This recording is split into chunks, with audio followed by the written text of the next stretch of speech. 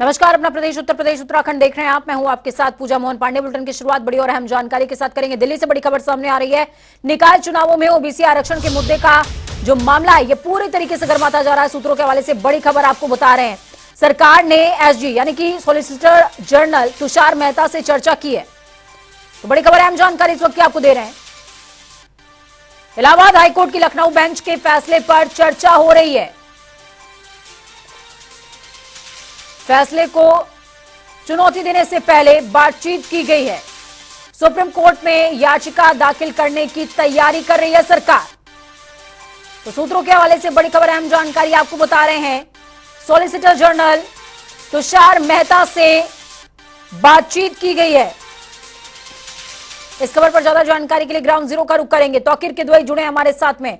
तौकीर, जिस तरीके से ये पूरा मामला अब आगे बढ़ता जा रहा है और ऐसे में सुप्रीम कोर्ट में याचिका दाखिल करने के संकेत मिलने शुरू हो चुके हैं, क्योंकि सॉलिसिटर जनरल तुषार मेहता से बातचीत भी हुई है। देखिए, बताया जा रहा है कि कुछ लोग आज दिल्ली पहुंचे थे। सरकार की तरफ से तुषार मेहता से बात की है। सॉलिसिटर जनरल है, उनसे पूरे मामले को समझा है कि अगर सुप्रीम कोर्ट जाते हैं तो वहां पर किस तरह का फायदा मिलेगा या फिर वहां से भी कोई बहुत ज्यादा फायदा नहीं होगा। तो इस पूरे मामले को लेकर चर्चा हुई है। फिलहाल सबसे बड़ा मामला यह है कि जो हाईकोर्ट ने अपना फैसला सुनाया उसमें साफ तौर पर कहा कि ट्रिपल टेस्ट फॉर्मूले को अपनाया नहीं गया है। एक रैपिड सर्वे के आधार पर ही इस आरक्षण नीति को लागू कर दिया गया। यही वजह है कि अगर ये मामला सुप्रीम कोर्ट जाता है तो सबसे पहले वहां पर सुप्रीम कोर्ट के ही दिशा निर्देशों को लेकर विपक्ष खड़ा होगा। विपक्ष के वकील बहस करेंगे कि रैपिड सर्वे कराया गया जबकि ट्रिपल टेस्ट फॉर्मूले को अपनाया जाना चाहिए था और triple test formula Supreme Court के आदेश पर बना था, यानी कि सुप्रीम कोर्ट की ही अवहेलना की गई आरक्षण नीति में। तो जाहिर तौर पर सुप्रीम कोर्ट से भी बहुत ज्यादा फायदा होता नजर नहीं आ रहा है अभी। लेकिन क्या निर्णय निकलता है, क्या बातचीत का याचिका में क्या कहा जाएगा, सुप्रीम कोर्ट में चैलेंज किया जाएगा सरकार की तरफ से इस केस को, तो उसमें किन मुद्दों को रखा जाएगा। फिलहाल रैपिड सर्वे को ही सही नहीं माना था हाईकोर्ट ने और यही कहा था कि उस पूरे मामले में बिल्कुल। जो ट्रिपल टेस्ट होना है उसको ही माना जाए और ट्रिपल टेस्ट को सरकार ने माना नहीं, यानी कि कुछ अधिकारियों की गलती की वजह से ये पूरा मामला बिगड़ गया, सरकार के हाथ से निकल गया। अगर हम हाईकोर्ट के फैसले पर जाते हैं तो हाईकोर्ट के फैसले के दो पहलू हैं। पहला पहलू ये कि ट्रिपल टी को फॉलो नहीं किया गया और अगर चुनाव में आरक्षण प्रक्रिया को लागू करना है तो ट्रिपल टी फॉर्मूले को फॉलो करना ही होगा। उसके लिए एक कमेटी गठित करनी ही होगी और उस प्रक्रिया से गुजरना ही होगा। और दूसरा ये कि जल्द से जल्द नगर निगम चुनाव करवा दिए जाएं, नगर निकाय के चुनाव संपन्न करवाए जाएं। अब ये दो गाइडलाइंस एक साथ कैसे चल पाएंगे?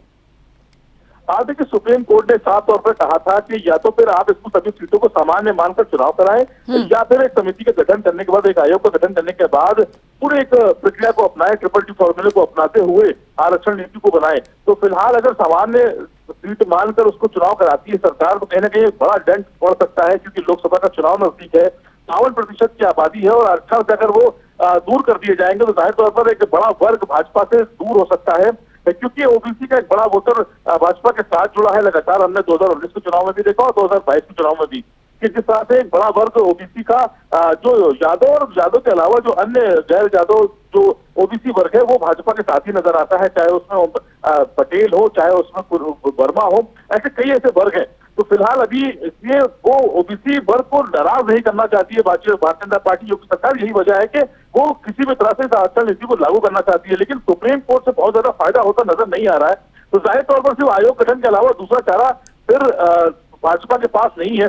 अब देखना होगा कि आने वाले समय में, क्योंकि कुछ अधिकारियों की गलती की वजह से ट्रिपल टी फॉर्मूले को अपनाया नहीं गया, जल्दबाजी में फैसले को लिया गया, रैपिड सर्वे कराया गया और खासकर उन सीटों को जहां पर अभी फिलहाल नगर निकाय में उनको शामिल किया गया है उनको सिर्फ रैपिड सर्वे के जरिए वहां पर उनको आरक्षण नीति के तहत लाया गया, जबकि जो पुरानी सीटें थी वहां पर किसी भी तरह का सर्वे नहीं कराया गया। जबकि 2017 का हवाला देते हुए तो हाईकोर्ट ने कहा था कि उसमें क्या किया गया, उन सीटों को सर्वे हुआ कि नहीं हुआ। तो कई तरह के मुद्दे हैं जो सुप्रीम कोर्ट में जाकर हल भी हो सकते हैं, लेकिन सुप्रीम कोर्ट भी माना जा रहा है कि यही फैसला देगा कि ट्रिपल टी फॉर्मूले को अपनाने के बाद ही चुनाव कराया जाए। बिल्कुल, बहुत शुक्रिया तौकीर हमारे साथ जुड़ने के लिए, अहम जानकारी ग्राउंड जीरो से साझा करने के लिए। तो तुषार मेहता सॉलिसिटर जनरल, उनसे मुलाकात हुई है, बात हुई है। और निकाय चुनाव को लेकर के हाईकोर्ट का फैसला क्या है, ये ग्राफिक्स के जरिए आप समझ लीजिए। ओबीसी आरक्षण के बिना चुनाव संभव हो सकता है और सामान्य सीट ओबीसी आरक्षित सीटों को अगर मान लिया जाए तो इसके अतिरिक्त जल्दी निकाय चुनाव करवाने के आदेश हाईकोर्ट की तरफ से दिए गए हैं। वहीं ओबीसी आरक्षण के लिए आयोग बनाने की बात भी कही गई है। ट्रिपल टेस्ट के बिना आरक्षण संभव ही नहीं।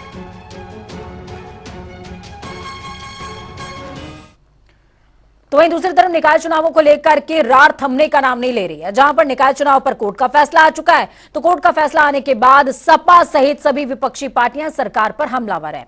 जहां सपा इससे मुद्दा बनाने में कोई कोर कसर नहीं छोड़ना चाहती, तो वहीं आम आदमी पार्टी भी इसको लेकर आक्रामक है। आम आदमी पार्टी के राज्यसभा सांसद संजय सिंह ने ट्वीट करते हुए कहा कि आप 2 जनवरी को इसको लेकर बड़ा प्रदर्शन करने वाली है। आपने इसको लेकर एक नारा भी दिया है, आरक्षण बचाओ लोकतंत्र बचाओ आंदोलन का नाम दिया गया है।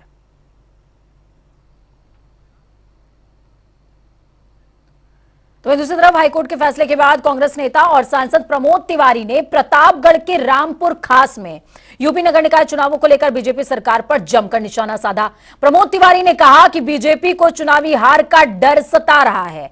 हाल ही में हिंदी बेल्ट में 3 चुनाव हुए, हिमाचल प्रदेश विधानसभा चुनाव और दिल्ली नगर निगम चुनावों के साथ ही उत्तर प्रदेश में भी 3 उपचुनाव में बीजेपी को हार मिली।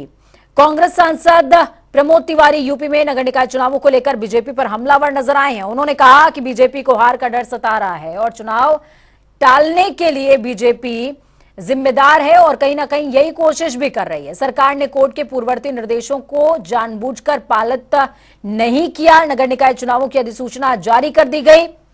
प्रमोद तिवारी ने यह भी कहा कि जब भी निकाय चुनाव होंगे बीजेपी को करारी हार का सामना करना ही पड़ेगा।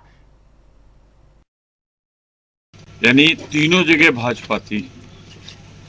जो रिजल्ट आया है, भाजपा नगर निकाय हार गई दिल्ली का। कांग्रेस के हाथों से जबरदस्त शिकस्त मिली है हिमाचल में, हमने छीन लिया हिमाचल उनसे। गुजरात बामुश्किल दोनों चुनाव अलग अलग करा के वो बचा पाए। उत्तर प्रदेश में भी 3 चुनाव हुए थे बाई इलेक्शन, जिनमें हमने उन समाजवादी पार्टी ने उनसे पश्चिम की मुजफ्फरनगर की सीट छीन ली। रामपुर भी वो बेईमानी से जीते। मैनपुरी नेताजी की सीट मुलायम सिंह जी की 2-3 लाख वोट से डिंपल जी जीती। तो भाजपा को अच्छी तरह मालूम है अब जनता उनके साथ नहीं। महंगाई, बेरोजगारी, धोखा, झूठे वादे, अब वो दौर खत्म हो रहा है। तो वो नगर निकाय के चुनाव में घबराए हुए हैं और इसीलिए उन्होंने जो बैकवर्ड का जो डायरेक्शन था सुप्रीम कोर्ट का सबका, जानबूझकर नहीं कर रहे थे उसे। और फिर हाईकोर्ट ये मामला गया, हाईकोर्ट के सामने कोई रास्ता नहीं था, उसने इस मुकदमे को में फैसला ले लिया और जब तक जरूरी जो निर्देश है न पूरे हों तब तक चुनाव न कराने का फैसला लिया है। इलाहाबाद हाईकोर्ट की लखनऊ पीठ ने उत्तर प्रदेश निकाय चुनावों को लेकर ओबीसी आरक्षण के बगैर तत्काल स्थानीय निकाय चुनाव कराए जाने के आदेश दिए। इसके बाद समाजवादी पार्टी ने सरकार के खिलाफ मोर्चा खोल दिया है। समाजवादी पार्टी के राष्ट्रीय महासचिव रामजी लाल सुमन के नेतृत्व में समाजवादी पार्टी कार्यकर्ता ने जिला मुख्यालय पर प्रदर्शन करते हुए नारेबाजी करी और एडीएम प्रोटोकॉल, माफ कीजिएगा, इनको महामहिम के नाम एक ज्ञापन भी सौंपा। इन तमाम मुद्दों को लेकर रामजी लाल सुमन ने हमारे संवाददाता से खास बातचीत भी इस दौरान की है। क्या कुछ कहा है, सुनिए। हाईकोर्ट के आदेश के बाद योगी सरकार आज बैकफुट पर आ गई है और जितनी भी विपक्ष की पार्टियां वो हमलावर होती दिखाई दे रही हैं। तो कहीं ना कहीं समाजवादी पार्टी को एक बड़ा मौका मिल गया है और आज समाजवादी पार्टी के राष्ट्रीय महासचिव रामजी लाल सुमन कलेक्ट्रेट पहुंचे और उन्होंने वहां पर ज्ञापन दिया और सरकार को बर्खास्त करने की मांग की है। हमारे साथ और राष्ट्रीय महासचिव सुमन हैं, उनसे बात करेंगे। सर, किस तरीके की मांग है सर? असल सवाल ये है, उच्चतम न्यायालय का जो फैसला आया वो फैसला सरकार के, राज्य सरकार के आचरण के चलते आया। उच्चतम न्यायालय में इनकी जो लेटर पैरवी थी वो ठीक नहीं थी। शुरू से ही इस चुनाव को टालने की कोशिश ये लोग कर रहे थे और सबसे बड़ी बात यह है कि इनका ये हाईकोर्ट में ये कहना कि 2017 को बेस मान के आधार मान गए, उसकी गणना के आधार पर हम चुनाव करा रहे हैं और ओबीसी का आरक्षण उसी दिशा में तय किया गया है। जब उच्चतम न्यायालय ने एक दिशा निर्देश दिया था कि बगैर ट्रिपल टेस्ट के आप चुनाव करा ही नहीं सकते, राज्य सरकार ने सुप्रीम कोर्ट के जो दिशा निर्देश थे उसकी अवहेलना की हाई कोर्ट में कोई सही पैरवी नहीं की, आनंद फान में इन्होंने अपना पक्ष रखा। और मैं कहना चाहूंगा कि जानबूझ करके संभवतः राज्य सरकार को ये लगता था कि उत्तर प्रदेश का वातावरण उनके पक्ष में नहीं है, मुफीद नहीं है, लिहाजा इनकी नीयत इस चुनाव को टालने की थी और उसी के चलते उच्च न्यायालय का ही निर्णय आया। आपको नहीं लगता कि योगी सरकार को घिरने का मौका मिल गया आप लोगों को? योगी सरकार तो अपने आप घिर रही है। योगी सरकार के आचरण ने ये सिद्ध कर दिया है, ये सरकार पिछड़ों के खिलाफ है, ये सरकार दलितों के खिलाफ है। नहीं, आज अखिलेश ने बोला है कि वो सुप्रीम कोर्ट जाएंगे इसको लेकर, ओबीसी के आरक्षण को लेकर। ऐसा है, देखते हैं राज्य सरकार क्या करती है। और विधि विशेषज्ञों से बात करके पार्टी के राष्ट्रीय अध्यक्ष जी ने जो कुछ कहा है वो हमसे बेहतर समझते हैं। इस अगर किसी स्टेज पर यह आवश्यक हुआ कि हमको कानूनी सलाह लेकर के कोई कानूनी कार्रवाई करनी हुई तो जरूर करेंगे। कोई कानूनी कार्रवाई करनी पड़ेगी तो निश्चित तौर पर अवश्य करेंगे। अब देखना होगा कि जिस तरीके से पूरा का पूरा विपक्ष एकजुट होकर योगी सरकार पर हमलावर होता दिखाई दे रहा है इस मामले को लेकर, अब अगला कदम उत्तर प्रदेश सरकार का क्या होगा ये आने वाला वक्त तय करेगा। प्रदीप रावत, जनता टीवी, आगरा। तो वहीं दूसरी तरफ देश की सबसे पुरानी पार्टी कांग्रेस 138वां स्थापना दिवस मना रही है।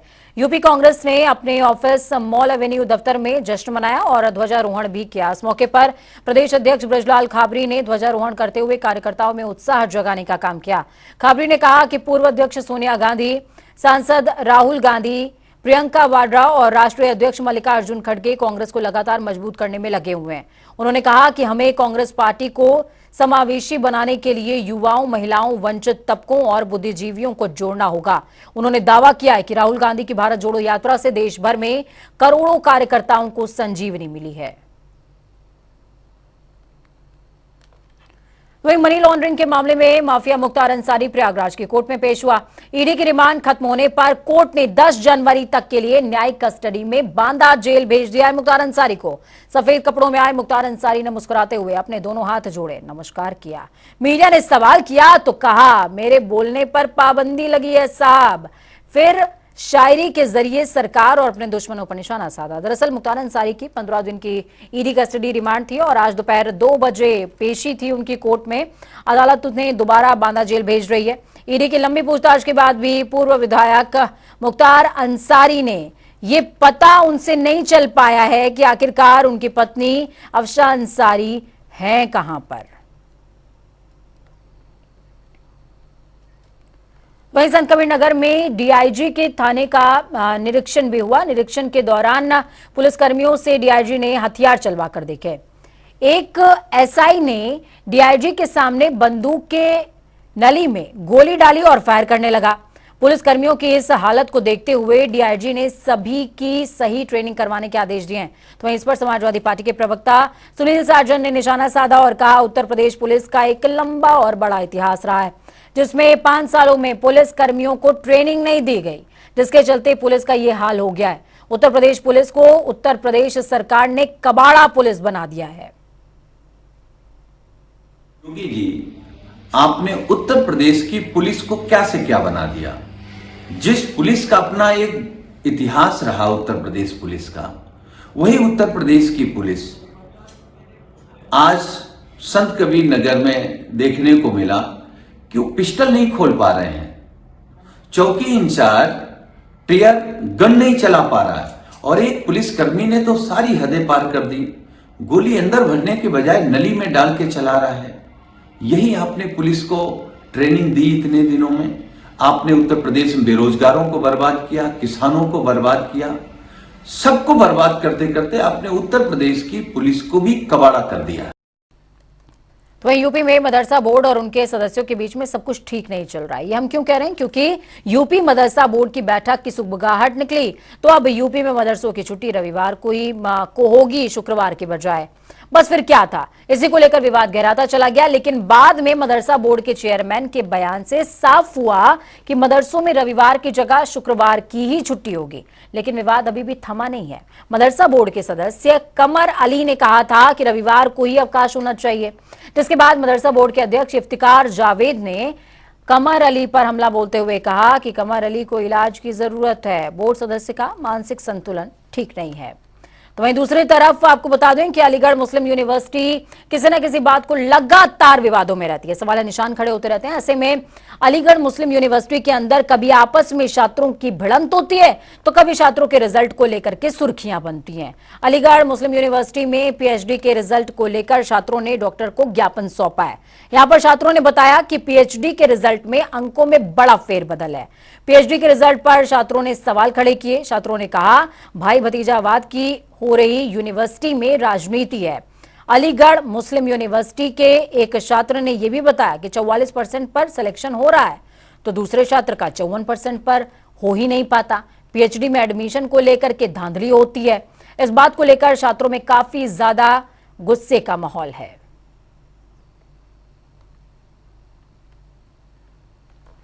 देहरादून के गढ़ी कैंट में अस्पताल का सैनिक कल्याण मंत्री गणेश जोशी ने औचक निरीक्षण किया और व्यवस्थाओं का जायजा भी लिया। कोविड काल में मरीजों के लिए 100 बेड का अस्पताल तैयार हुआ है। मंत्री गणेश जोशी का कहना है कि उन्होंने कोरोना के समय पर सरकार, एमएलए, एमपी फंड और कई संस्थानों की मदद से यह अस्पताल बनवाया था, लेकिन आज अस्पताल मदद करने के बजाय आम जनता के लिए मुसीबत का सबब बन चुका है। तो वहीं छावनी परिषद ने अस्पताल को महज 63,000 रुपए मासिक किराए पर एक निजी संस्थान को पीपीपी मोड पर देने का काम किया है, जिसकी लगातार शिकायत मिल रही है। तो वहीं अब सीएमओ के नेतृत्व में एक विशेष कमेटी का गठन हुआ है जो कि जल्द ही सरकार को रिपोर्ट सौंपेगी और अगर पहले अस्पताल में कोई धांधली हुई होगी तो इसका हर्जाना भी अस्पताल को ही भुगतना होगा। देखिए, कोविड की चौथी लहर जैसा कहा कि आने वाली है और ऐसे में जनता परेशान न हो, जनता को सुविधाएं मिले, क्योंकि पिछले कोविड के समय पर हमने सरकार की मदद से अपने एमएलए फंड के द्वारा, एमपी फंड के द्वारा और कई संस्थाओं का सहयोग लेकर वहाँ पर एक बढ़िया हॉस्पिटल हमने बनाया था और इस उम्मीद के साथ बनाया था कि इसका लाभ क्षेत्र की जनता को मिलेगा। लेकिन लगातार शिकायतें ये मिल रही है, जिस ध्येय के साथ हमने इसको बनाया था उसकी पूर्ति नहीं हो रही है। ये मात्र एक रेफर सेंटर बनकर रह गया है। जैसा कि अभी जानकारी ली कि पीपीपी मोड में हमारे और हॉस्पिटल भी चल रहे हैं, वहाँ पर्ची 28-30 रुपये की बनती है, मैंने सीएम साहब से मालूम किया। यहाँ 90 रुपये की पर्ची बनती है और उसके बाद सीधा उसको बाहर रेफर कर दिया जाता है। तो मैं इसका संज्ञान लेने यहाँ पर आया हूँ। मैंने सीओ कैंट को निश्चित कर दिया है कि और सीएमओ की अध्यक्षता में हमने एक कमेटी बना दी है। 28 तारीख तक हमें इसके परिणाम चाहिए। अगर जनहित में कार्रवाई नहीं होगी तो हम इसकी रिकवरी कैंट बोर्ड हॉस्पिटल से करेंगे, क्योंकि ये पैसा हमने यहाँ की जनता के लिए दिया है, किसी को किराए में देने के लिए या ठेके देने के लिए दिया, ऐसा नहीं दिया था। तो वहीं आज देहरादून में इंडियन नेशनल कांग्रेस का 138वां स्थापना दिवस मनाया गया। इस मौके पर कांग्रेस के पदाधिकारियों और कार्यकर्ताओं ने वंदे मातरम से स्थापना दिवस कार्यक्रम का आगाज किया और कांग्रेसी सेवा दल का ध्वजारोहण भी हुआ। कार्यक्रम में मौजूद तमाम कांग्रेसियों ने दल के झंडे को सलामी दी। इस दौरान कार्यक्रम में कांग्रेस के पूर्व कैबिनेट मंत्री हीरा सिंह बिष्ट, महानगर अध्यक्ष जसविंदर सिंह नेगी भी मौजूद रहे। आपको बता दें कि अंग्रेजी शासन काल में 28 दिसंबर 1885 को इंडियन नेशनल कांग्रेस की स्थापना हुई थी। स्थापना दिवस से 1885 में कांग्रेस स्थापित हुई थी और इससे एक लंबी सुनिश्चित लड़ाई कांग्रेस स्थापना के बाद देश की आजादी की चली। पहले अलग अलग टुकड़ों में आंदोलन चल रहे थे, कोई बंगाल में हो रहा, कोई साउथ में हो रहा, नॉर्थ में हो रहा, लेकिन उसके बाद सोने धीरे धीरे चले और ये लक्ष्य आजादी का प्राप्त किया। कांग्रेस का वही था कि सर्व धर्म संभाव की भावना, सब धर्मों को जोड़ करके आंदोलन किया गया, जाति धर्म के नाम पर नहीं था और इसी वो आंदोलन में विलंब से सफलता मिली, लेकिन मिली। उसी विचारधारा को जोड़ करके साउथ अफ्रीका से बाद में गांधी जी भी उसमें 1915 में फिर शामिल हुए, फिर उन्होंने भी उसमें योगदान दिया और अहिंसा का मार्ग पर चल करके सब धर्म सम्मान करके कांग्रेस जो देश को आज़ादी दिलाया, उसमें बहुत घर बर्बाद हुए, तबाह हुए, कितनों को फांसी की सजा हुई, कितनों को गोलियों का सामना करना पड़ा अंग्रेजों की। हल्द्वानी के बनफूलपुरा क्षेत्र में आज रेलवे की जमीन पर किए गए अतिक्रमण के सीमांकन का सर्वे हुआ। साथ ही पुलिस प्रशासन और रेलवे की ओर से पिलर बंदी भी की गई है। हाईकोर्ट के निर्देश के बाद रेलवे ने भारी फोर्स के साथ अतिक्रमण हटाने की सबसे पहली कार्रवाई को अंजाम दिया है। उधर रेलवे के अतिक्रमण क्षेत्र में रह रहे हजारों लोगों ने बनभूलपुरा थाने के बाहर शांतिपूर्ण विरोध प्रदर्शन करते हुए उनको विस्थापित करने की मांग की। एडीएम अशोक जोशी का साफ तौर पर कहना है कि हाईकोर्ट के निर्देश के बाद रेलवे की भूमि से अतिक्रमण हटाने की प्रक्रिया का आगाज हुआ है, जिसमें सीमांकन के साथ ही अगले 1 से 2 दिनों में मुनादी और नोटिस देने की प्रक्रिया शुरू हो जाएगी और 1 हफ्ते के बाद अतिक्रमण हटाओ अभियान चलाया जाएगा। देखिए, ऑनरेबल हाईकोर्ट के डायरेक्शन पे अतिक्रमण हटाने का कार्य किया जाना है। रेलवे विभाग ने और पूर्व में राजस्व विभाग के साथ मिलकर सीमांकन की कार्रवाई तो पहले ही हुई है, तो इनके जो पिलर लगे हुए थे उनको आज आइडेंटिफाई किया गया और रेलवे के मैप को हमारे रेवेन्यू मैप से सिंक्रोनाइज करते हुए जो सीमाएं हैं उनका निर्धारण किया गया है और शीघ्र ही मुनादी और जो नोटिस वगैरह देने की कार्रवाई होनी है रेलवे डिपार्टमेंट ने की जानी है, वो शीघ्र ही प्रारंभ करेंगे 1 या 2 दिन में और उसके 1 हफ्ते का समय देते हुए ऑनरेबल कोर्ट ने कहा है कि हटा दिया जाए। उसके लिए हमारी पूरी तैयारियां हैं और अभी तक जो भी प्रक्रिया चल रही है वो शांतिपूर्वक है और शीघ्र ही माननीय न्यायालय के आदेशों का अनुपालन किया जाए। माननीय न्यायालय के आदेश पर बनभूलपुरा से अतिक्रमण हटाने की प्रक्रिया शुरू कर दी गई है। इसके लिए पर्याप्त संख्या में पुलिस बल लगाया गया है। कहीं पर कोई शांति व्यवस्था की स्थिति, अप्रिय स्थिति उत्पन्न ना हो, इस पर सतर्क दृष्टि रखी जा रही है। सर, इसके अलावा और भी दूसरी तरीके से किस तरह की मॉनिटरिंग की जा रही है, चाहे वो लोकल इंटेलिजेंस हो या दूसरी यूनिटें आपकी हो? इसमें जितना पुलिस बल है उनको तैयारी के साथ भेजा गया है, ब्रीफ किया गया है, लोकल इंटेलिजेंस यूनिट भी लगाई गई है। ये चीज़ें तमाम, चूँकि बहुत संवेदनशील मुद्दा है, कहीं पे कोई शांति व्यवस्था की अप्रिय स्थिति उत्पन्न ना हो, इसका पूरा ख्याल रखा जा रहा है। हाईकोर्ट के आदेश के बाद रेलवे, पुलिस और प्रशासन ने एक बार दोबारा से सीमांकन का कार्य आज शुरू किया है, जिसके विरोध में भी यहाँ लोग आए हैं। लोग बनभूलपुरा थाने के पास बैठे हैं। साफ तौर से उनकी यही मांग है कि उन्हें विस्थापन किया जाए, हमारे मंदिर न तोड़े जाएं, मस्जिद न तोड़ी जाएं और जो भी उनकी मांगे हैं उन्हें पूरा किया जाए। हज़ारों की संख्या में यहाँ पर लोग बैठे हैं। पुलिस प्रशासन ने भी अपनी पूरी व्यवस्था की है। वहीं पुलिस और प्रशासन का कहना है कि अब 2 दिन बाद नोटिस सार्वजनिक किए जाएंगे, जिसमें 1 सप्ताह का समय दिया जाएगा और 1 सप्ताह के बाद 4365 घर जो अतिक्रमण की जद में आ रहे हैं उन्हें तोड़ा जाएगा। अब सबकी निगाहें सुप्रीम कोर्ट पर टिकी हुई हैं। हल्द्वानी से योगेश शर्मा, जनता टीवी। कोरोना महामारी का डर एक बार फिर से सताने लगा है। देश में कोरोना के मामलों में इजाफा है। जिम्मेदार महकमे सतर्क हो गए हैं। देहरादून में भी जिला प्रशासन की ओर से एहतियाती कदम उठाए जा रहे हैं। खासकर मसूरी की अगर बात करें तो उमड़ रहे पर्यटकों की भीड़ देखते हुए प्रशासन ने मास्क अनिवार्य कर दिया है। इसके अलावा कोविड प्रोटोकॉल का पालन करने की अपील की गई है। नववर्ष के जश्न को ध्यान में रखते हुए जिलाधिकारी सोनिका ने मसूरी जाने वालों के लिए मास्क अनिवार्य किए जाने का आदेश दिया है। जिलाधिकारी का कहना है कि कोरोना संक्रमण का प्रसार फिर से होने लगा है, ऐसे में समय पर एहतियाती कदम उठाना बेहद जरूरी है। इसी को ध्यान में रखते हुए कोविड प्रोटोकॉल को पूरी तरीके से लागू किया गया है और पालन करने की अपील भी की गई है। क्योंकि जैसे हमारे पास गाइडलाइंस भी आई हैं भारत सरकार की भी और स्टेट गवर्नमेंट की भी, कोविड अप्रोप्रिएट बिहेवियर, जो कि हम लोग सभी अभिज्ञ हैं उससे, और हम लोग मास्क लगाते हैं, सैनिटाइजर यूज करते हैं और डिस्टेंस मेंटेन करते हैं। वही जो कोविड अप्रोप्रिएट बिहेवियर के मेन पहलू हैं उन पे सभी लोग उसका ध्यान रखें, दोबारा उसको रिवाइव करने की रिवाइव कर लें और उसको फॉलो करें। यही मेरी अपील रहेगी सभी से।